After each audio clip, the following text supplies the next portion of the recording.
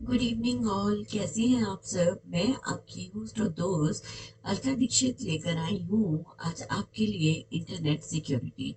Internet security जो है वो मेनली स्पेशली बच्चों को एज अ सिलेबस पढ़ाया जाता है। ये जो सिलेबस है कुछ बीकॉम के स्टूडेंट्स भी पढ़ते हैं और कंप्यूटर साइंस में बीटेक के आईटी और सीएससी के बच्चे भी पढ़ते हैं। ठीक है। वैसे भी बेसिक नॉलेज है, हमें आनी चाहिए, हमें पता होना चाहिए कि हम इंटरनेट सिक्योरिटी क्यों पढ़ते हैं। और इंटरनेट हम सब लोग मैक्सिमम यूज करते हैं, लेकिन यूज करने के साथ साथ हमें ये भी पता होना चाहिए कि ये सिक्योर डेटा हमारा कहाँ कहाँ एक्सेसिबल होता है। ओके। तो मैं आपकी होस्ट और दोस्त अलका दीक्षित आपका नया सब्जेक्ट शुरू करने जा रही हूँ। That is your internet security. Internet security में बहुत सारे टास्क हैं जो हम पढ़ेंगे। और आप लोगों से रिक्वेस्ट है कि अगर आपको लेक्चर पसंद आए तो प्लीज लाइक शेयर और सब्सक्राइब जरूर कीजिए। ओके। फर्स्ट आ जाता है सिक्योर। सिक्योर का मीनिंग क्या होता है? सिक्योर मीनिंग होता है फ्री फ्रॉम डेंजर। ठीक है। हम हमें डेंजर से बचना है तो हम कहीं ना कहीं सिक्योरिटी मैकेनिज्म रखते हैं। हमें घर से बाहर जाना है, कोई हमारे घर में एंटर ना हो जाए, वी विल यूज लॉक। ठीक है। लॉक लगाते हैं, कैमरा यूज करते हैं। लॉक भी अच्छी क्वालिटी का यूज करेंगे, प्लास्टिक लॉक्स नहीं लगा के जाएंगे। डोर हमारे अच्छी क्वालिटी के होंगे, गेट होंगे, है ना। तो ये सारे मेथड्स क्या हैं to make our that is mainly use for our security. So computer data often mainly हम क्या करते हैं, computer data that are traveling from one computer to the another, leaving the safety of its protected physical surroundings. And once the data is out of hand, people with bad intention could modify or forge your data either for amusement or for their own benefit. आप सबको पता है कि हम जब भी कोई data यहाँ से सेंड करते हैं, ठीक है, चाहे इवन हम कोई ट्रांजैक्शन कर रहे हैं, चाहे हम अपनी फोटोज अपलोड कर रहे हैं, फैमिली की पिक्स अपलोड कर रहे हैं, तो जो इंट्रूडर्स होते हैं, जो भी जिनकी बैड इंटेंशंस हैं, वो क्या करेंगे, या तो अपनी अम्यूजमेंट के लिए यूज करेंगे उस डेटा को, या फिर अपने बेनिफिट से के लिए उसको यूज करेंगे। आप लोगों ने देखा होगा पीछे काफी जो पिक्चर्स थी, जो इमेजेस थी, उसको मॉडिफाई करके लोग कई तरह से यूज करते थे। ठीक है। तो वो भी क्या है, एक तरह से सिक्योरिटी पर्पज से हमारे लिए थ्रेट है। ओके।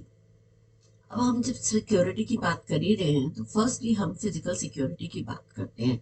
फिजिकल सिक्योरिटी, मान लीजिए किसी कंपनी में कुछ लोग एम्प्लॉयज रखे गए हैं। अब उन जो एम्प्लॉयज रखे हैं वो किस लेवल से आए हैं? क्या वो डायरेक्ट आए हैं? क्या वो किसी इंटरव्यू के थ्रू आए हैं, या किसी टेस्ट को क्वालिफाई करके कमीशन के थ्रू आए हैं? अगर वो कमीशन के थ्रू आए हैं तो उनके लिए कुछ ना कुछ पॉलिसीज बनी होती हैं कि कब उनको प्रमोशंस मिलेंगे, कब उनको नेक्स्ट सैलरी बेनिफिट्स मिलेंगे, उनका कितना टीडीए होगा। तो ये क्या है? These are the policy makings. ठीक है। ताकि पर्सन जो है, कोई भी ऑर्गेनाइजेशन है, वो फिजिकली सिक्योर रहे। ठीक है। How much access they have और नॉट। ठीक है। अब कोई हायर पोजीशन का पर्सन है, ठीक है, मान लीजिए कोई डायरेक्टर्स हैं, सीईओ हैं, है ना। तो ये क्या करेंगे, इनके पास क्या होगा, सीईओ जी हैं, या फिर आपके पास प्राइम मिनिस्टर हैं, मतलब उन लोगों को कितना डेटा एक्सेस मिलेगा? कोई ऑर्गेनाइजेशन है, कोई हेड ऑर्गेनाइजेशन है, कितना डेटा एक्सेस देंगे आप उनको? ठीक है। तो वो सब चीजें हम किस में चेक करते हैं? हम करते हैं फिजिकल सिक्योरिटी में। नेक्स्ट बात करते हैं कम्युनिकेशन सिक्योरिटी की। कम्युनिकेशन सिक्योरिटी का मतलब ये है कि मान लीजिए कोई ऑर्गेनाइजेशन कोई पॉलिसी बना रही है, कोई टेंडर्स की ओपनिंग होनी है, या मान लीजिए उन्होंने कोई प्रोटोकॉल्स पे काम कर रहे हैं, ठीक है, या कोई कॉन्फिडेंशियल मीटिंग है आर्मी के हेड पर्सन की, प्राइम मिनिस्टर्स की। तो अगर वो जो कम्युनिकेशन है वो सिक्योर होनी चाहिए, वो किसी और पर्सन तक वो डेटा ना पहुंचे। तो हम क्या करते हैं, कम्युनिकेशन सिक्योरिटी को यूज करते हैं। इसमें हमारे पास क्या होता है, इसमें जो मेनली यूज किया जाता है वो वर्चुअल प्राइवेट नेटवर्क्स जो हैं वो यूज करते हैं मल्टीपल डिपार्टमेंट्स, ठीक है। आप लोगों ने देखा होगा कि जब हम व्हाट्सएप पे वीडियो कॉल करते हैं तो वहां पर एक मैसेज आ रहा होता है, क्या लिखा होता है वहां ऊपर, आपने अगर नहीं देखा है तो जरूर देखना। That is your end to end encryption, यानी कि जब आप दो लोग कम्युनिकेशन कर रहे हैं तो वहां पर कोई भी तीसरा पर्सन जो है वो आपकी कम्युनिकेशन को नहीं सुन रहा है, ना वो देख रहा है।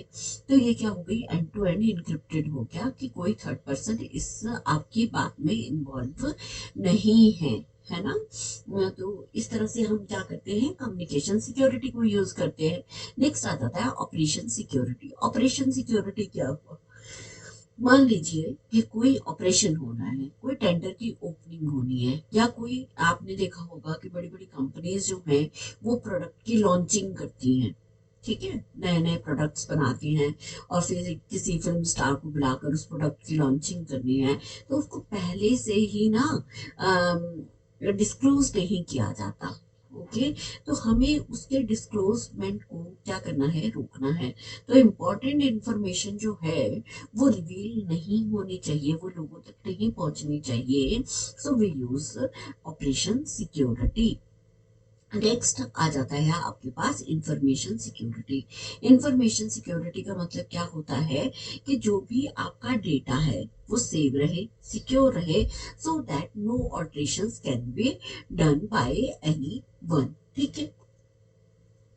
अब मान लीजिए आप बैंक में जाते हैं, अपनी ट्रांजैक्शन, अपना अकाउंट ओपन करते हैं, अपना अकाउंट ओपन करा और उन्होंने आपको इंटरनेट की फैसिलिटी अवेलेबल करवा दी कि आप इंटरनेट के थ्रू कोई भी ट्रांजैक्शन जो है वो अपने सिस्टम से बैठ के कर सकते हैं। तो इतनी अथॉरिटी तो आपको दे दी, एक्सेसिबिलिटी दे दी, लेकिन आपके साथ साथ वो इंफॉर्मेशन जो है वो सिक्योर भी रहनी चाहिए। आपको पूरे बैंक की अथॉरिटी नहीं दी कि बैंक के जितने कस्टमर्स हैं आप उन सबका डेटा एक्सेस कर सकते हैं, नहीं, ऐसा नहीं होता। इंफॉर्मेशन सिर्फ आप अपनी एक्सेस कर सकते हैं, उसके थ्रू ट्रांजेक्शन कर सकते हैं। तो इस तरह से क्या हो गया, आपकी इंफॉर्मेशन सिक्योरिटी जो है वो वर्क कर रही है, ठीक है। नेक्स्ट आ जाता है कंप्यूटर। अब सिक्योरिटी में ही कुछ और मेजर फैक्टर्स हैं, जैसे कंप्यूटर सिक्योरिटी है। हम सारे कंप्यूटर, इंटरनेट या अपने सिस्टम की सिक्योरिटी की बात कर रहे हैं, तो फर्स्ट हम बात कर लेते हैं कंप्यूटर सिक्योरिटी की, ठीक है। कंप्यूटर सिक्योरिटी मींस आपके system generic name for the collection of tools design to protect data from hackers, ठीक है।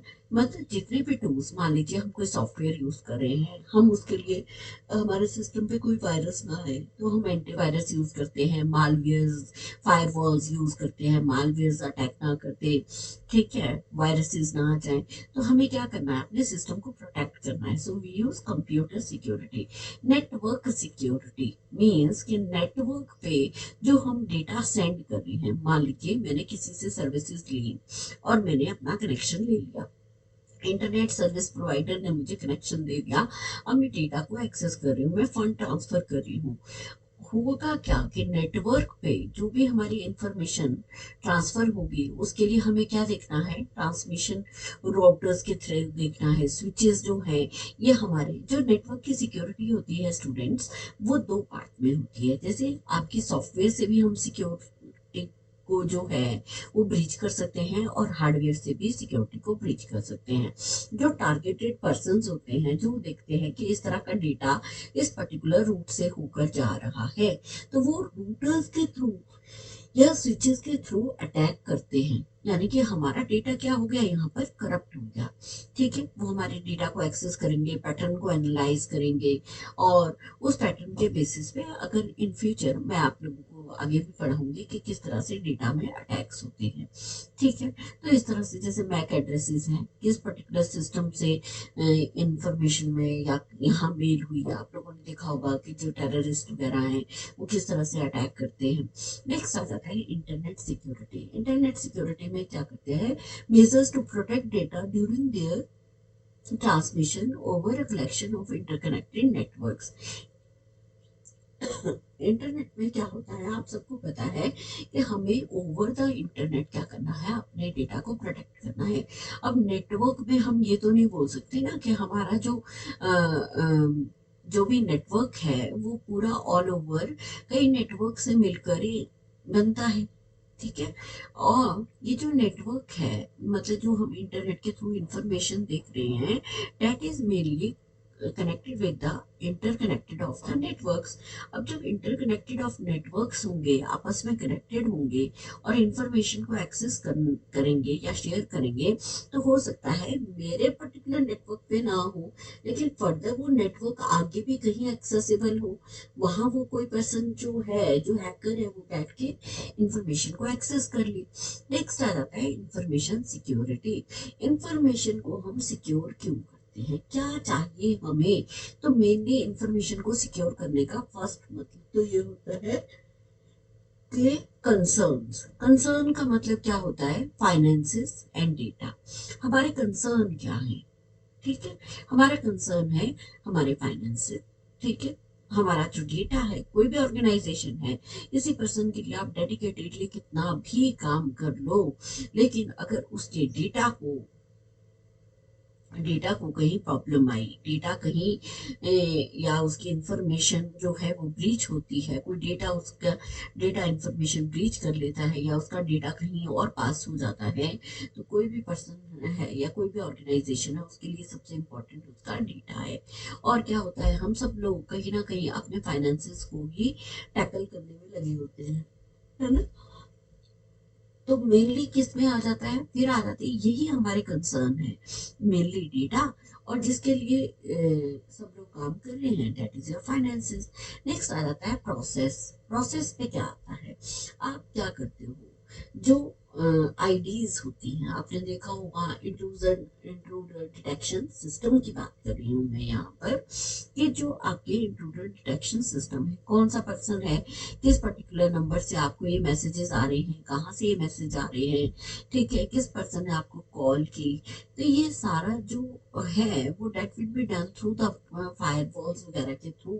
हम या हम इस तरह फायरवॉल यूज करें या हम इंट्रूडर डिटेक्शन सिस्टम करें, तो तब भी हम अपने इंफॉर्मेशन को सिक्योर कर सकते हैं। जिस तरह से अगर हम घर को सिक्योर करते हैं एक बाहर लॉक लगा के, कैमरा लगा के, उसी तरह अगर हमें इंफॉर्मेशन या हमें अपने प्रोसेसेस को सिक्योर करना है, तो वी विल यूज फायरवॉल और इंट्रूडर डिटेक्शन सिस्टम। नेक्स्ट आ जाता है आपका डेटा असेसिबिलिटी। डेटा असेसिबिलिटी का सिंपल सा मीनिंग जो मैंने आप लोगों को पहले भी बताया, कि ये जो डेटा है वो कितने लोगों को कब कब कहाँ कहाँ एक्सेसिबल होना चाहिए। कौन सा पर्सन है, अगर बैंक का एम्प्लॉय है या कोई सी भी ऑर्गेनाइजेशन का एम्प्लॉय है, तो उसका अपना आईडी और पासवर्ड होगा। जब भी वो अपनी सीट से उठता है, पहले वो लॉग आउट करता है, क्योंकि साथ वाले पर्सन का तो पता नहीं ना कि उसकी इंटेंशन क्या है। मान लीजिए उसने कोई ऐसी बैड ट्रांजैक्शन कर दी जो आपकी लॉगिन आईडी और सिस्टम ऑन था, तो उससे क्या होगा, उसकी डेटा असेसिबिलिटी तो नहीं रहेगी, इंफॉर्मेशन तो सिक्योर नहीं रहेगी ना, मान लीजिए किसी ऑर्गेनाइजेशन की। और उसमें प्रॉब्लम किसको होगी, जिसके लॉगिन आईडी से वो डेटा पास होगा। ठीक है डियर। इसी तरह आ जाता है जस्टिफाइंग सिक्योरिटी इन्वेस्टमेंट। ठीक है, जस्टिफाई करना पड़ता है हमें अपनी सिक्योरिटी इन्वेस्टमेंट को, जैसे benefits of a security programme.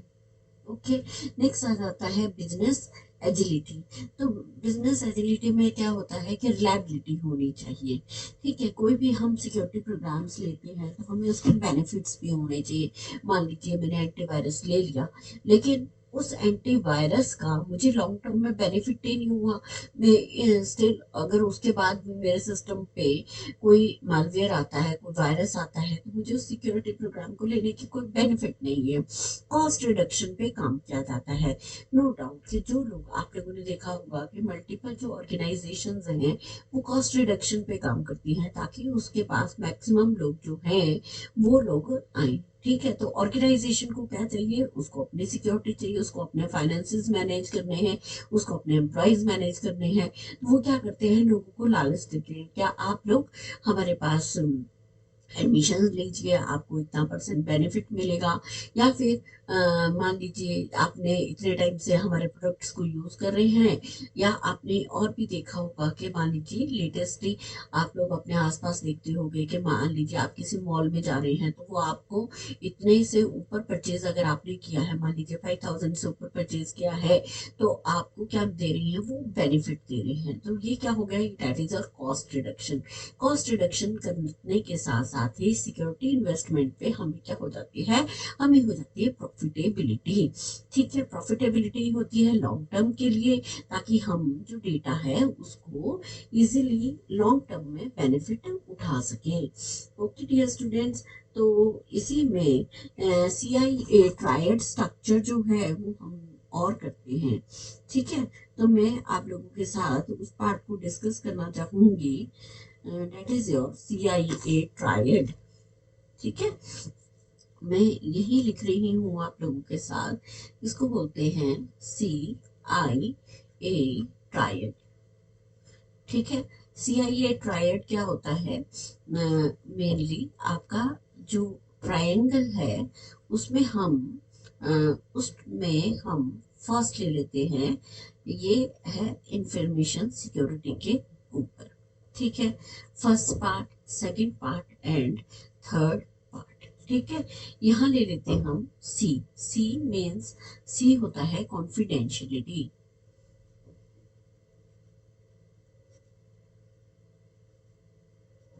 ठीक है, कॉन्फिडेंशियलिटी। फिर आ जाता है, नेक्स्ट आ जाता है आपके पास इंटीग्रिटी, है ना। और इंटीग्रिटी के साथ ही आपके पास आ जाता है, नेक्स्ट आता है ऑथेंटिसिटी।